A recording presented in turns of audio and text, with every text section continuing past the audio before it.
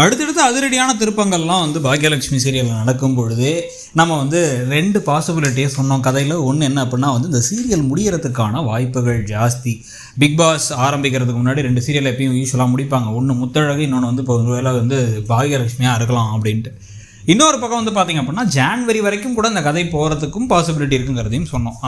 அதுக்கேற்ற மாதிரி தான் இப்போ என்ன பண்ணிட்டாங்க அப்படின்னா ஒரு பெரிய மேஜர் திருப்பமாக கொடுத்து அந்த திருப்பத்துடைய தாக்கம் பாதிப்பு எப்படிலாம் இருக்குன்னு கொண்டு வரணுங்கிறதுக்காக முதல்ல என்ன பண்ணாங்க, ஈஸ்வரியை வச்சு ஈஸ்வரி அந்த வீட்டுக்கு போகிறது, அந்த வீட்டில் இருந்ததுக்கப்புறம் அவங்க மேலே ஒரு கொலைப்பழி விடுறது, அவங்க அரெஸ்ட் ஆகி உள்ளே இருக்கிறது, கோர்ட்லேருந்து வெளில கூட்டுறதுங்க வச்சு 2-3 வாரத்துக்கு மேலே போச்சு. 4 வாரம் பக்கம் அதுவே ஓடிச்சு.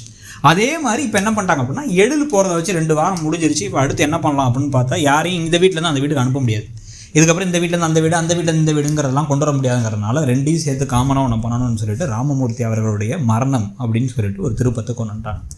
நிறைய பேர்த்துக்கு ரொம்ப பிடிச்ச ஒரு கேரக்டர், ரொம்ப நல்ல மனுஷன், ரொம்ப பாசமான மனுஷனாக இருப்பார். முடிஞ்ச வரைக்கும் ஒரு நேர்மையாக இருக்கிறதுக்கு எவ்வளோலாம் இருக்க முடியுமோ அவெல்லாம் இருந்த ஒரு மனுஷன். அவரை இப்படி திடீர்னு போட்டு தள்ளி அவருடைய கேரக்டருக்கு அதுவும் 80வது பிறந்தநாளை திடீர்னு கொண்டாட வச்சு அடுத்த நாளே அவர் ஒரு இல்லை அப்படிங்கிற மாதிரி இடத்த கொண்டுட்டாங்க. அந்த 80வது பிறந்தநாள் அன்றைக்கி ராத்திரியே தூங்குறவர் நெஞ்சு வலிக்குது அப்படின்னு ஒரு மாதிரி எந்திரிக்கிறாரு, தண்ணியை குடிச்சிட்டே இருக்காரு, எதுவும் முடியல அப்படின்னு நெஞ்சை கறிக்கிற மாதிரியே இருக்குது. படுத்துறாரு. காலையில் அவர் எந்திரிக்கவே இல்லை. அவர் எந்திரிக்கிறாங்கும் போது தான் குடும்பத்தில் எல்லாரும் ஒரு பெரிய இடி விழுந்து செயலாகிடுது. இறுதி தருணங்களில் தான் அவர் அவ்வளோ பாசமாக எல்லாத்துக்கிட்டையும் சொல்ல வேண்டிய விஷயங்கள்லாம் சொல்லிட்டார். ஒவ்வொருத்தங்கள்ட்டையும் தனித்தனியாக சொல்ல வேண்டியதெல்லாம் சொல்லிட்டாருங்கிறத மட்டும் காமிச்சிடுறாங்க. இதுக்கு பிறகு தான் இப்போ கோபிநாத் இந்த வீட்டுக்கு இந்த தகவல் கேள்விப்பட்டு என்னென்னு புரியாமல் முதல்ல என்ன வீட்டை சுற்றி கூட்டமாக இருக்குது என்ன எதுன்னு கடைசியாக தான் அவர் சொல்லுவாங்கன்னு நினைக்கிறேன். அவர் கிளம்பி வரும்பொழுது அவரை வீட்டுக்குள்ளே விட வேணாம் அப்படிங்கிறது தான் இப்போ ஈஸ்வரியுடைய வார்த்தையாகவும் இன்னொரு பக்கம் பாக்கியாவோட வார்த்தையாகவும் இருக்க போகுது. இல்லை பாக்கியாவே பாவம் பார்த்தாலும் கண்டிப்பாக ஈஸ்வரி அதெல்லாம் வேணவே வேணாம், இவன் வீட்டுக்குள்ளே நுழையவே கூடாது, இவனும் ஒரு முக்கியமான காரணம். என் கணவர் கடைசி நாட்களில் சந்தோஷமாக இல்லாமல் வருத்தமாக இருந்தது. கடைசி ஒரு நாள் சந்தோஷமாக இருந்தார், மற்ற நாள்லாம் வருத்தமாக இருந்தது. எல்லாத்துக்கும் காரணம் இவன் தான்.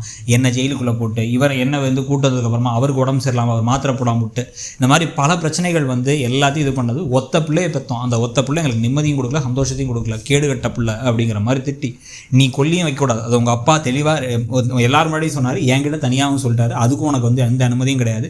இறுதி காரியங்களில் நீ பங்கு பெறக்கூடாது, நீ அவர் பிள்ளையே கிடையாது அப்படின்னு ஒரு வெள்ளை துரத்துறதும், அதை மீறி கோபி நான் செய்வேங்கிறதும், அவங்கெல்லாம் கடைசியில் எழில் உட்பட எல்லாரும் நீங்கள் தயவு செஞ்சு பண்ண வேணாம், தாத்தாவோட ஆசை கடைசியாக சொன்னது எங்களுக்கு இதுதான், என் பேர பிள்ளைங்க பண்ணுவாங்க, நீங்கள் பண்ணக்கூடாதுன்னு சொன்னாங்க, நீங்கள் தயவு செஞ்சு கையே வைக்காதீங்கன்னு தள்ளி விட இவர் அப்படியே உடஞ்சி போய் உட்காந்துருக்கிறது. என்னடா அது நம்ம பண்ண தப்புக்காக என்ன தப்பு பண்ணிட்டோம் பெருசா அப்படின்ட்டு. இவர் நிறைய தப்பு பண்ணியிருக்காரு. ஆனால் அவர் மனசில் பொறுத்த வரைக்கும் நம்ம என்ன தப்பு பண்ணோம், நமக்கு பிடிச்ச மாதிரி நம்ம வாழ்க்கையை வாழ்றது தப்பாங்கிறத மட்டும் தான் அவர் யோசிப்பார். அதனால் வரக்கூடிய பிரச்சனைகள் தான் அடுத்த கதையில் போகுது. கொஞ்சம் நெகட்டிவிட்டிலாம் இருக்க போகுதுங்கிறத பற்றி நீங்கள் என்ன நினைக்கிறீங்கிறத சொல்லுங்கள். தேங்க்யூ.